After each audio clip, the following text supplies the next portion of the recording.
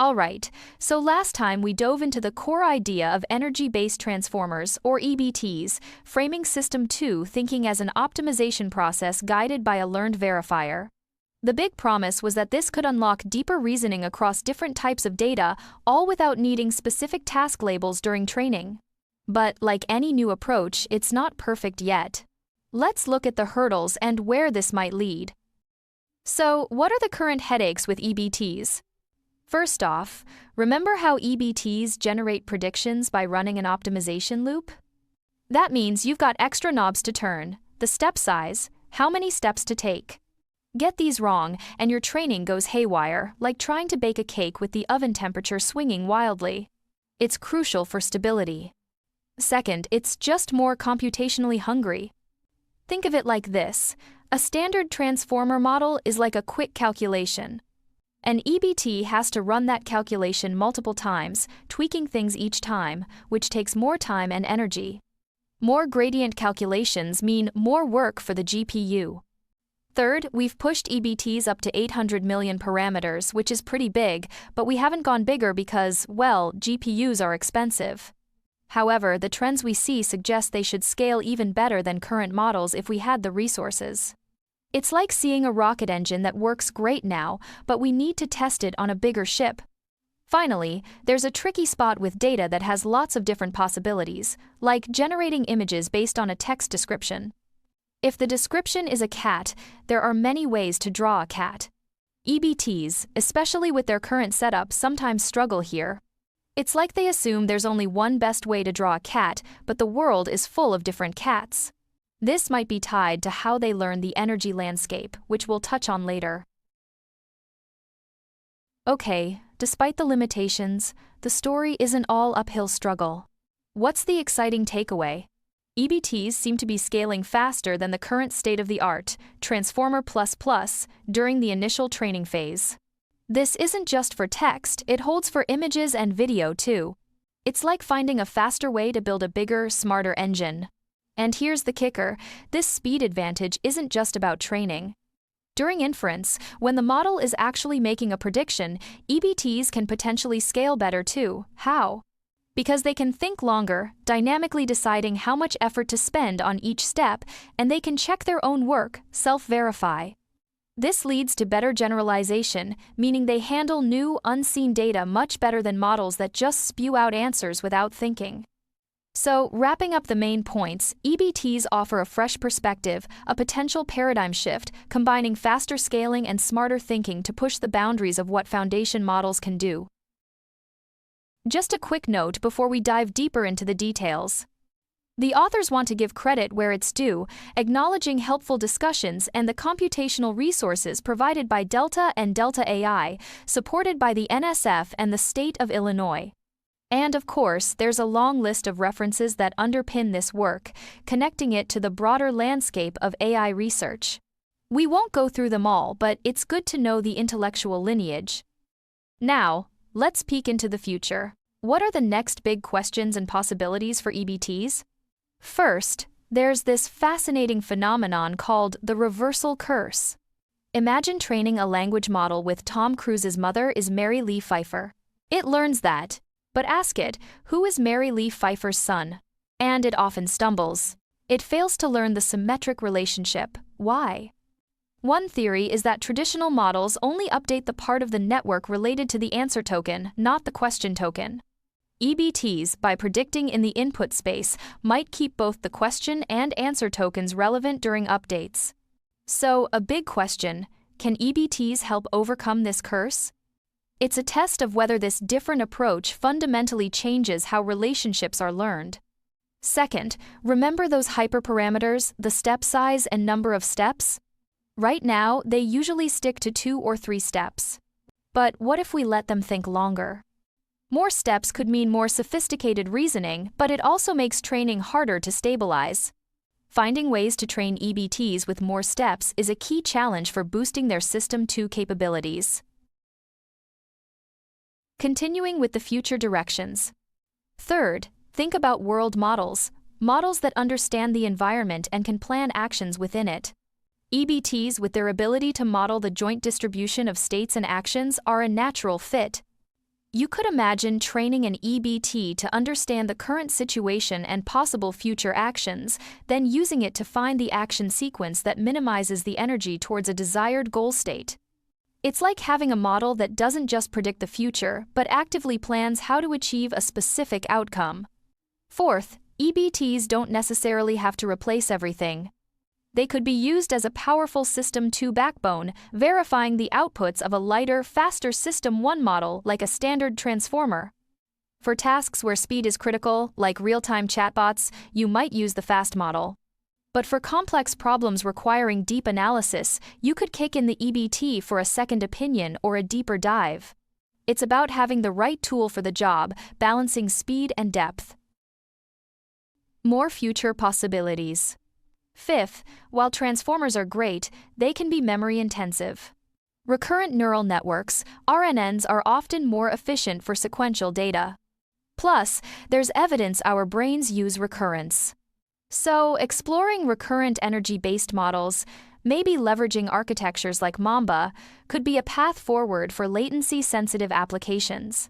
It's about combining the strengths of recurrence with the energy-based verification framework. Sixth, the thinking algorithms themselves are still evolving. The basic idea is similar to Markov chain Monte Carlo, MCMC, sampling, which explores the energy landscape. But there are fancier MCMC techniques like Hamiltonian Monte Carlo or annealed Langevin dynamics that might navigate this landscape more efficiently. Also, methods like Monte Carlo tree search used in games like Go could be adapted to guide the search for low-energy states.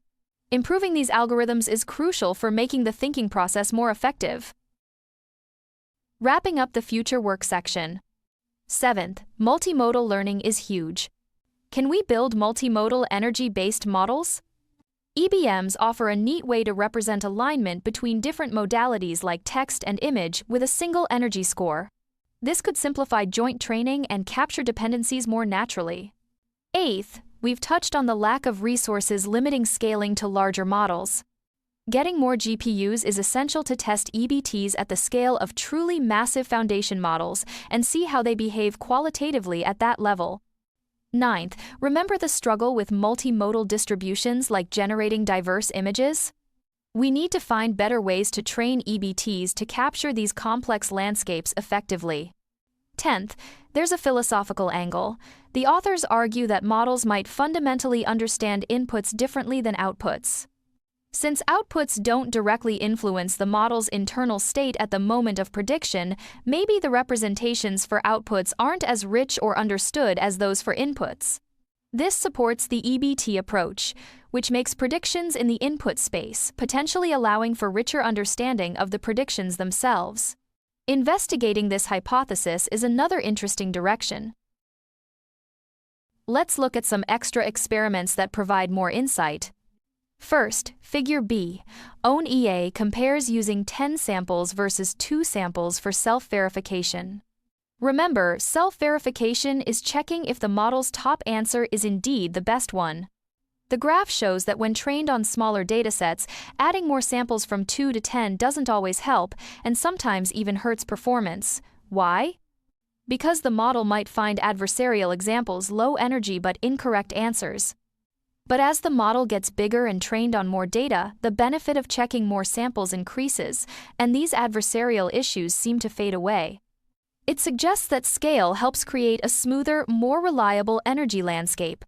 Then, Figure B. 1E takes the results from the main paper's Figure 6b and extrapolates them to the scale of Llama 3, a massive model. The projection is striking. It suggests that at the scale of modern foundation models, the performance gains from self-verification could be enormous. It's like saying, if you give these giants the ability to think harder, they could become incredibly powerful. More experimental evidence. Figure B2 is fascinating. It compares the energy values for 2 sequences. One is a common phrase likely seen in training, and the other is random gibberish. Lower energy means the model thinks it's a better fit. Look at the colors. The common phrase consistently has lower energy, while the random text has much higher energy. This suggests EBTs are learning to express uncertainty about things they don't know. It's a sign they might be developing a kind of epistemic awareness, knowing what they don't know. Figure B3 confirms the scaling advantage we mentioned earlier. These results are from experiments on the fine web dataset using larger models, longer contexts, bigger batches, and more training steps. Even under these conditions, EBTs still show a significant scaling advantage, outperforming Transformer Jaja by about 35% in terms of scaling rate. This reinforces the idea that EBTs are more data efficient. Let's get a bit more technical with some details. Section C. 1 defines System 2, thinking formally. It's defined as the expected percentage improvement in performance when you give the model more computational resources F beyond the bare minimum F0 needed for a prediction. The formula looks at the ratio of performance with extra thinking F to performance without it F0 averaged over all inputs X. Why this formalization? It uses terminology borrowed from psychology, which helps connect the idea to cognitive science.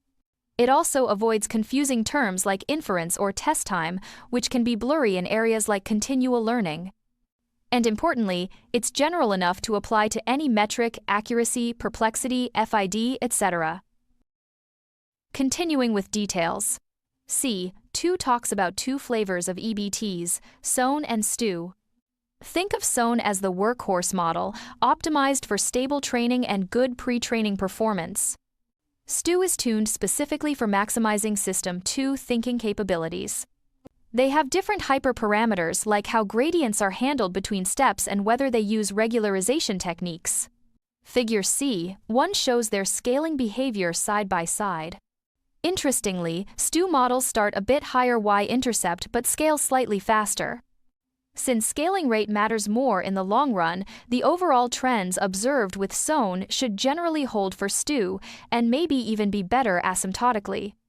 C3 dives into the nitty-gritty of implementing autoregressive EBTs, like GPT. Normally, transformers compute attention scores between observed tokens. But in EBTs, we need to compute attention between observed tokens and predicted tokens, and even between predicted tokens themselves. This creates a more complex attention matrix, n times n plus 1 instead of n times n. The paper details a clever way to compute this efficiently using matrix operations and masking, avoiding a brute force approach that would be too slow. It's a bit involved, involving manipulating query, key, value matrices and carefully applying masks to ensure causality and independence of predictions. More implementation and cost details. C4 mentions a simpler but less efficient way to implement the attention. Instead of the complex scheme, you could use a generalized causal mask. It works, but it's roughly 4 times slower in terms of floating point operations per second, or flops, compared to the efficient method described earlier. D5 tackles the computational cost head-on. A standard transformer forward and backward pass is estimated at about 6 n flops per token, where n is the number of non-embedding parameters. An EBT training step involves calculating a Hessian vector product, which is theoretically similar to a gradient calculation but computationally more expensive. Plus, the sequence length effectively doubles because we're processing both observed and predicted states. Putting it together, each EBT optimization step is estimated to be about 10n times 2 flops. For our typical pre-training setup with 2 steps, this comes out to roughly 6.66 times the FLOPs of a comparable transformer Jaza model during training. For STU models, the cost varies depending on hyperparameters like truncation and replay buffer usage. The authors acknowledge these flop estimates are approximate, as there aren't standard libraries for this kind of calculation. Let's connect EBTs to other related ideas. Section E1 highlights that EBMs can be seen as a generalization of diffusion models and RNNs. Both diffusion models and RNNs, in a way, are implicitly learning the score, which is the gradient of the energy function. The big advantage of an explicit EBM, like the one used in EBTs, is that it allows for direct verification and likelihood modeling. You can ask the model, "Is this prediction good?"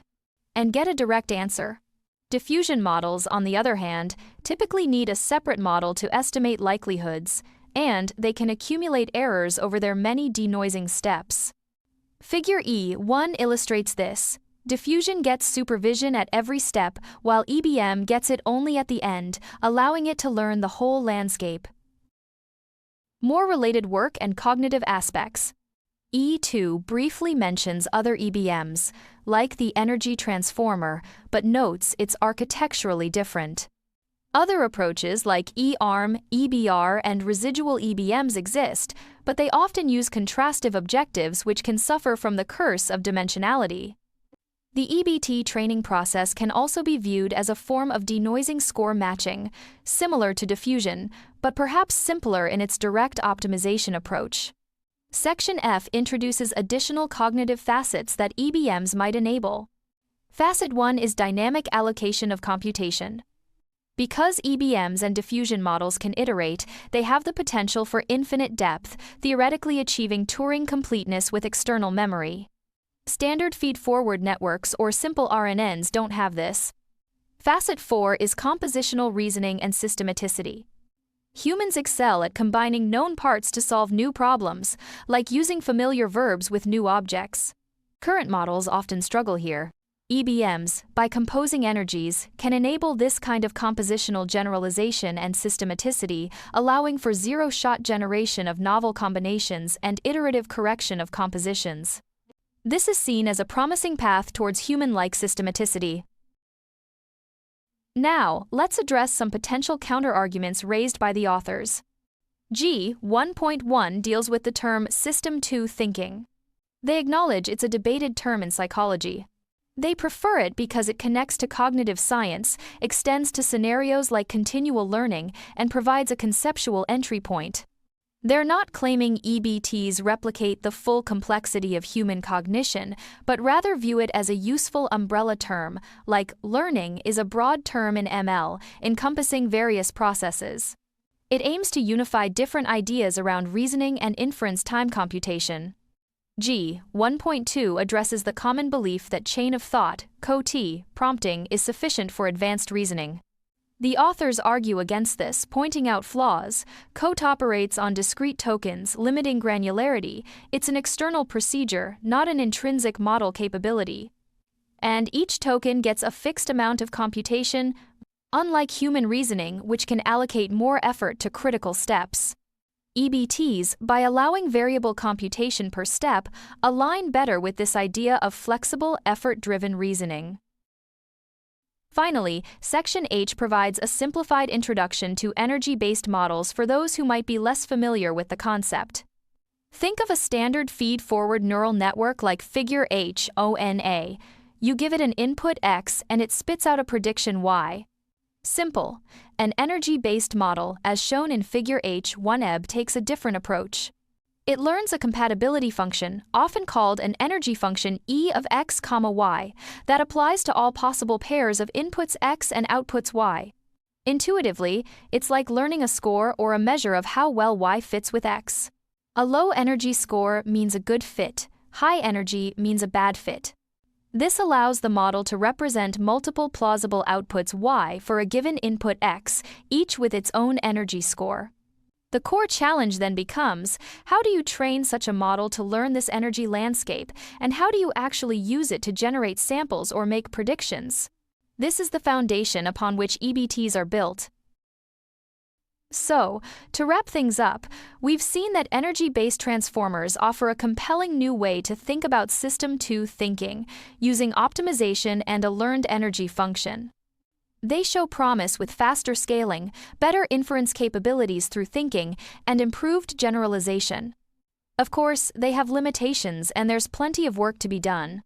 The journey continues, exploring these ideas further, tackling the challenges, and potentially paving the way for more intelligent and adaptable AI systems.